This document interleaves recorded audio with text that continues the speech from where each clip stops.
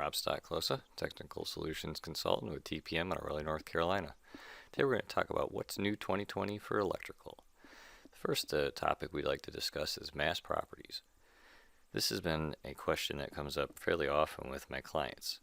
Up until 2020 release, we have not been able to include mass properties of cables, wires, or any coverings we add.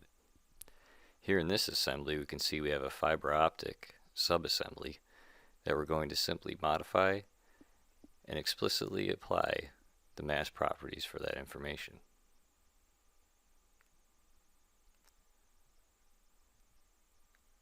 At this point, I'm going to return to the top level assembly where those changes will be propagated instantly.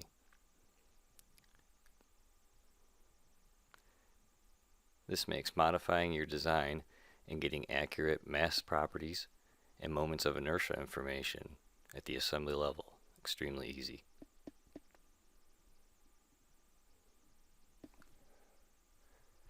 Next thing is permissions. Permissions have been another user requested feature for a long time. SOLIDWORKS Electrical has had permissions available previous to 2020, but not at this granular level.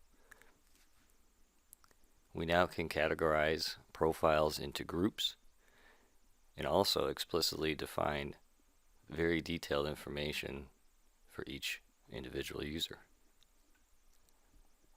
The last enhancement has been our reporting tool. We still have functions that have been available up to this point, such as modifying the SQL report. However, we're making it a little easier for those not familiar with SQL to add in columns, adjust text heights, and in this case we're going to add a little bit of a buffer zone at the top of the display.